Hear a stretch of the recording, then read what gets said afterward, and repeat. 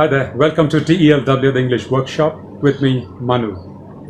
In today's video, I'm going to give you a very powerful tool in your communication skills kitty. It's called the presentation structure. This is a basic structure that needs to be used to make any presentation effective.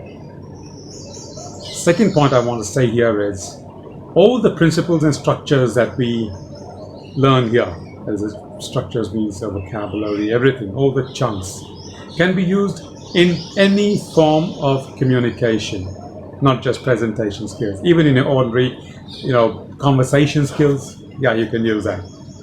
Third thing is you can use this anywhere. Why? If you want to make a presentation at the United Nations, you can use this structure. Is that good? Now, what are the advantages of following this structure? What are the takeaways you get from this video?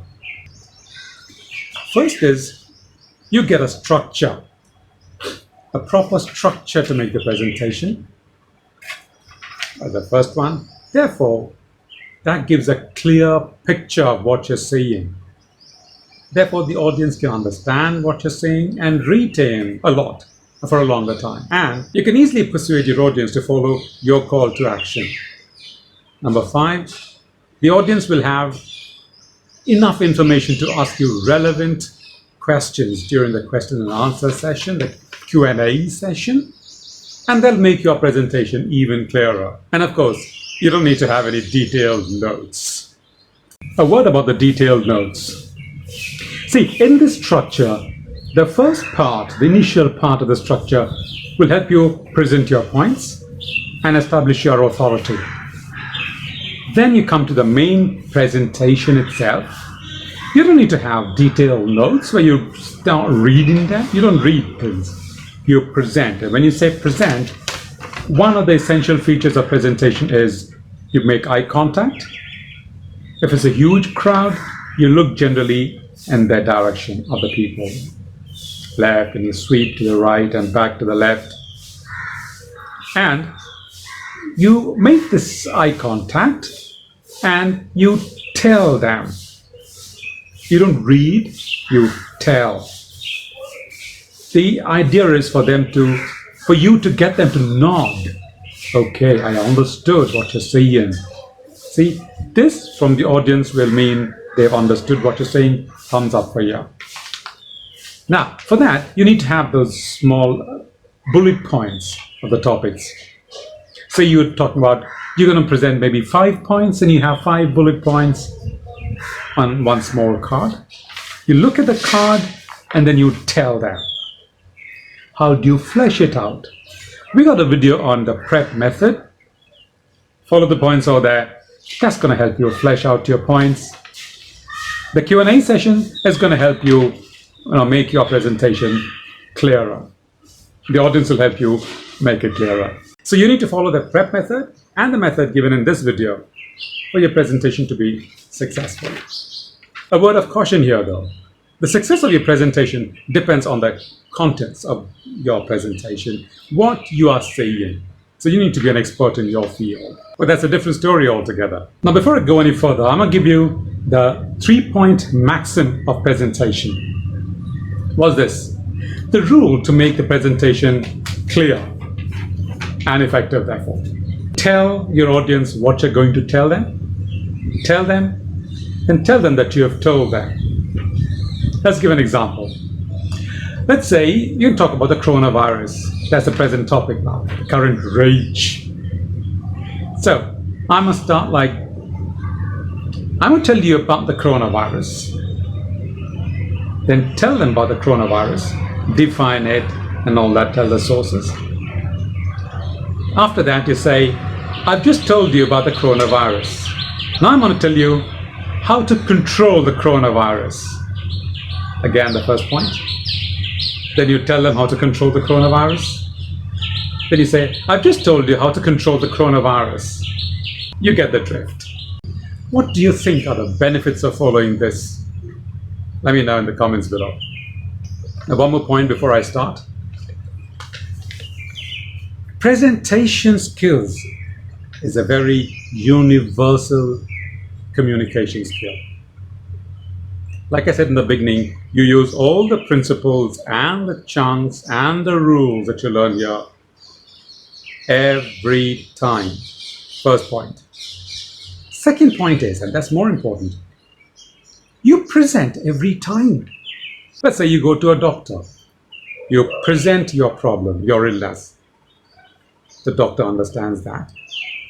And he asks those questions, follow-up questions, and he presents his treatment. Let's go to a lawyer. You present your problem. He presents a possible solution to it. Then he presents his case to the judge. The judge presents his decision. So you see, presentation skills is a very universal skill. You can use it whenever, wherever, with whoever. As we look at the presentation structure in detail, you see on the left panel the pictorial representation of the presentation structure. That's going to help you retain the structure and put those chunks in the right place. Let's start. To make the presentation, you have to go to the stage or the podium. Right, you reach there. What's the first thing you do? Obviously, you greet. How do you greet? You say good morning, etc. Or you could say hi or hello, whichever way. And in addition, if you wish, you could also say welcome to the whatever company name there is, or like to the XYZ company, if you have people from outside the company as your audience. If it's an interdepartmental meeting and if you have people from outside your department as audience, then you can say welcome to the accounts department, for instance. And if they're from your own department, just say hi. And you don't really have to go any further. Then after this greeting, you introduce yourself. How do you say that? How do you introduce? You can simply say, my name is this. I've also heard people saying, I'm so-and-so. So my name is Manu. The other one is, I'm Manu. Now, I prefer my name's Manu. Why? Because the second is, how shall I put it? It's too megalomaniacal, you know. It implies delusions of greatness and grandeur. And so I prefer my name is, or my name's, contract, name and is. Again, if you're presenting to people you know, why you can simply skip this bit. You don't really have to give your name because they know your name already. Again, if some people know your name and the others don't, then you can give your name for the benefit of those who don't know you by saying things like, for those of you who are new here, my name's Manu. Or, for those who are here for the first time, my name's Manu. After you've introduced yourself, you have to tell them why you are standing there. What are they going to get from you? That I call the topic statement. And how do you give your topic statement? Different ways. I prefer this chunk. I'm going to tell you something about, and then give you a topic. Now, if you're going to say it rather casually, you might say, I'm going to tell you something about. This will let the people know that what you're going to talk about. Now, that's important because you need them to be attentive and listen to you completely. If they don't know what you're going to talk about, well, they're just going to yawn and doze off and, lose themselves out. Then, see, normally what happens is, and this is the fourth bit, the fourth chunk, if you please. When you make a presentation, you divide it into some parts. Generally speaking, you can divide it into 3 parts: introduction, main body, and conclusion. Sometimes some presentations are not amenable to such divisions, so you have to find out what are those divisions. but you have to divide them because the audience can take only in pieces, small pieces of information. So what this is going to do is it's going to, help them build pockets in their minds, and they store your information there. Let's say introduction, main body, conclusion, they got 3 main pockets in their mind. So when you say introduction, they're going to put it in the introduction bit. When it's over, they'll close the bin and put it in the main, then open the main body bin, and so on. Right. Now, how do you say this? What's the chunk involved? Well, I, again, suggest to my students,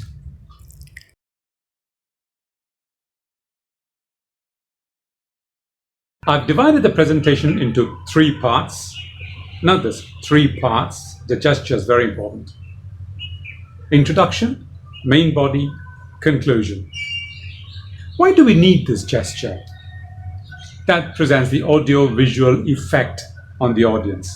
They can listen to what you say. They can also see that you're telling them first point, second point, third point, and so on. After this, you still haven't started your presentation, mind you.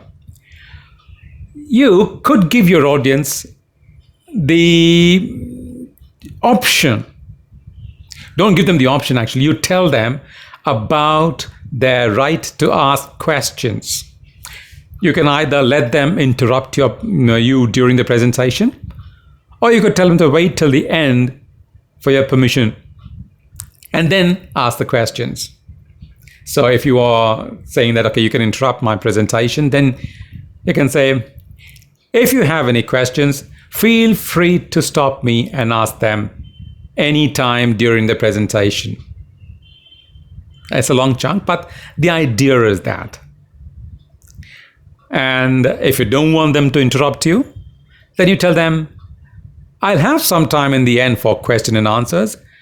Please note your questions down as and when they arise and ask them in the end. So you have made that bit clear to the audience. Now you come to the main body.